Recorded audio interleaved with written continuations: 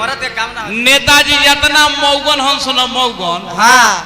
ओखनी के भाई से जने से कि झगड़ा हमर ना फरे भईवा बरियार ह हां तो मेहररुआ के आगे को दी हंस हां कि चल न चलो हमरा बस के बात ना हो ना चल न तनी चोली सारी फाड़ के दरोगा जे भी ढोढ़ी दिखा के बलात्कारी में केस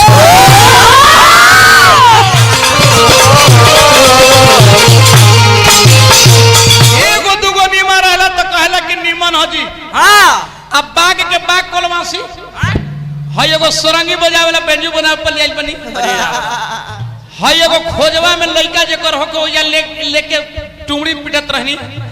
तौनी लेके आइल बनी लेके तबला धाती लड़ा कइले बड़े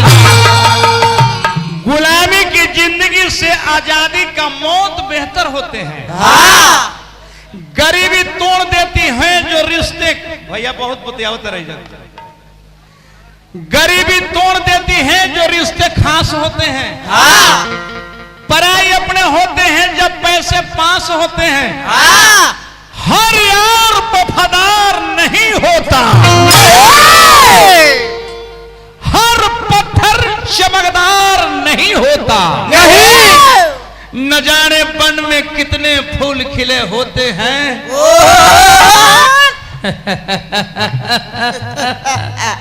हर फूल खुशबूदार नहीं होता इका सुमरने मुठ के इनका सिखाइले ना मुखिया जी सिखाइए सुमरने मुठ के मौगाई चालू कर देले हां अरे मधे इतना मौका तर ओरी राम राम राम जाय दो हाय हाय हाय क्या है क्या है सात नदिया पार से मोर पाइया क्या बंदना बन रहा है हमारा ये सब अरे कहाँ का होता मर्दावा कोरोना में ढेर प्यास मर गए तू जीते ही बड़ा अरे राम राम इनका के मरवावे पड़े मौका दे 2 मिनट में हम तुरंत इनका उठ के मौका तर पे कोरिया कपड़ा सनीचर के पहन जाला अच्छा जातरा बनेला हां सनीचर भगवान खुश रहले तू हइया हवा सनीचरा तो मुंहवा में कारिख लगा ले तौरी खुश हो जाइते तू ब्यास नहीं खहो तू तोरा से एगो फायदा होखी कौन काम मुंह में करिखा लगा के हां करिया कपड़ा पहनले बड़ा हां चूना का टीका दे के हां और नीचे से पास लगा के खड़ा केले पर लीलगाय घोड़ पड़ास भड़की हां भाई क्या 15 में ले आते हैं महाराजा जहां छेद हो के वहां पास लगाए सिंगल निर्गुण सुनेलन नु हम हो गायब 6 गुण लेकिन सब कोई 2 गुण आ गए 2 गुण गावत रहन मुखिया जी गायत्री ठाकुर रहत दतवा खींच ले 2 गुण निर्गुण कैसे गवाई सुना सुदर्शन यादव से आई एम थोक विक्रेता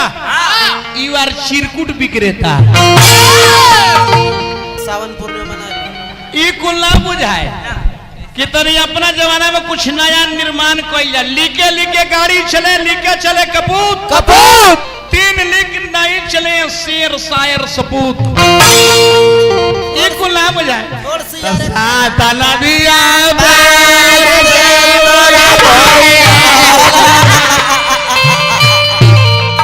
क्या मरते मोहना लौट डाला तो तरह मरते बिना बता तू बुढ़ा जेबे बाकी नाचे ना आबो अरे अब का नाची और एकर लइका गाड़ी में रोज है मुंह तो एकरा से वहिया अंडा बेच मैया कहले प्याज काटल भागले नाचे एकरा में नाचे के चीज है मुखिया जी ई नाचे एकर एगो लइका ब्लॉक में नौकरी करत चपरासी के हां आ देख देख के का कहते कि मम्मी हमर नाचतिया कहले कि माताजी हई मेहंदी चढ़ले भी कि नीमन लागी कोरिया में कोरिया चढ़ाले नीमन लगी तो टीका मार लो के चादरा मधु लिखा था तिरसा मधु के बहन हई चुरकी बढ़ाइले आसाराम बाबू के शीश भइल बड़े दौड़ दौड़ के दौल में ढुको तरे होइसे ऐसे करत है अरे राम हो राम ई तक जोन बड़े से ठीक के बड़े मुखिया जी इनकर को न चलिए ब्रिहनांडला हो ओठे खोद देली देखिया नचनिया के मुंह नचवा है उधर के जगह देवेली नचनिया ए भाई ऊ दल में से दौड़ के ई दल में आवत रे एकरा मतलब नहीं की बुझा ना गरम बिया बुझा जाए बुझा जाए गाय गरम होला तो एक खेमा में से दूसर खेमा में दौड़ के चल जाला और काहे जाला उमे के साण मौघ हां हचारे बड़का मुंह पीठा खाली हई देखी तो ठीक है बड़े को हई बड़े बेचारे हई देखी महाराज जी सिंघा फूके वालू लेला पुदीना बुझाता कि केहू पुदीना कसले बा 13 नंबर मऊ अरे राम राम आई 18 नंबर मऊ अरे ओतना नु दर्द में कुहरा 23 नंबर मऊ 325 नंबर बटा 30 नंबर मऊ हई वजन बोला वजन किया रे पियावा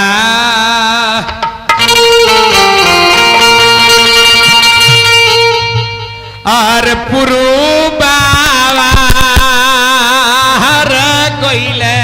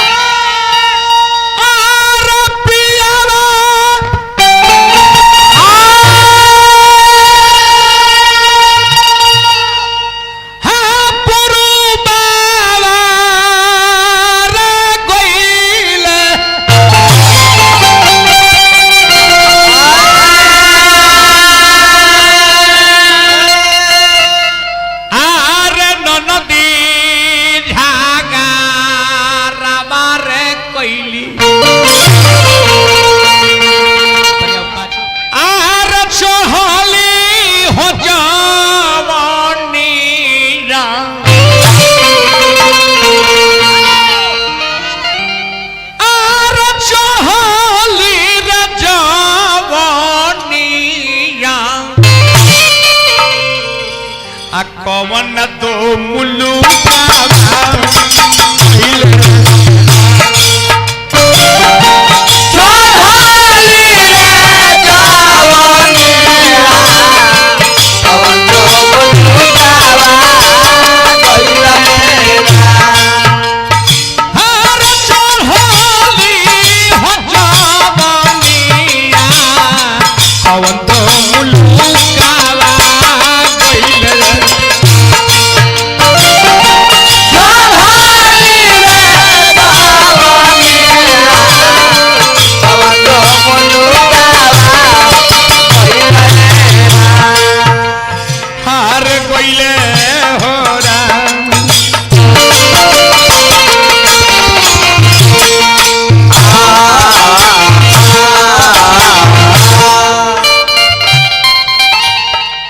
कस के तोर नचनिया कूदी नु एक रेडी वाटर फाट के भुइया में गिर जाई लागे छुल छुल फेंके पाने पुरु बाबा रे कोई हां पौटी देखा पौटी ना नाचे के लूरबा तजीद में लीद मत फेंको काजर मत कर काजरा पोछ देबो कौन खी मारे के भाई ओइसे तो हे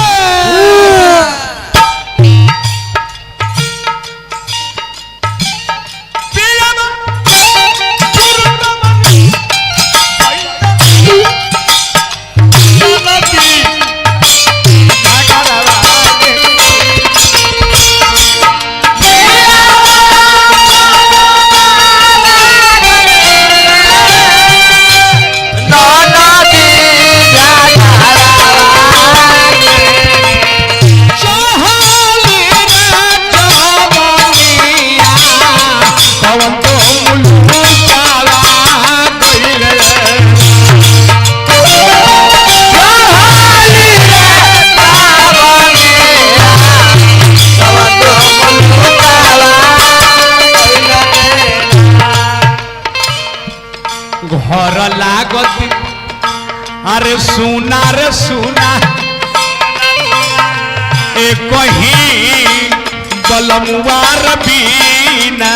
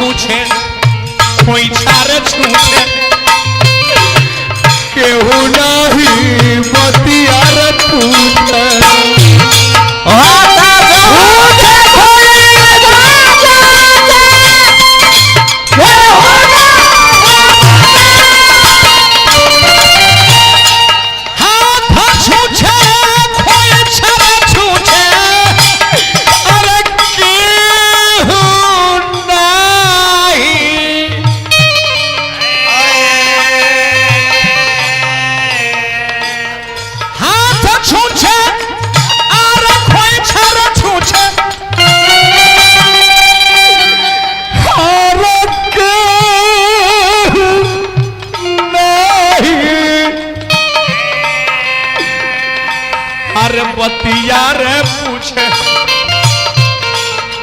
अरे नथुनी के गावल का शगुन गाओ तारा परानामा खींच लेबो जजमान परानामा कपड़ा कोट का दबा शगुन में कैसे नचने नाचे के चाहिए दूर हवा एक रात से बढ़िया सुन सुन तू कलकत्ता सोनागाछी में दुकान कर ले जाके ओ जे चले बाहर दुकान अरे नथुन के गावल का तू गाय के दूध पीले बाड़ू कि अपना माई के दूध पीले बाड़ू अपना माई के लवंडा हो कि लवंडिया रहो आहई डिबा के दूध पर पलाइल बाड़ी तोर माई के दूध में कितना ताकत है दिखाओ तो और नथुन के गावल का आओ लूर सीख आओ लूर बिना कैसे तो कहल जाए नथुन के गावल का आय अब सुदर्शनवा ए गइल हो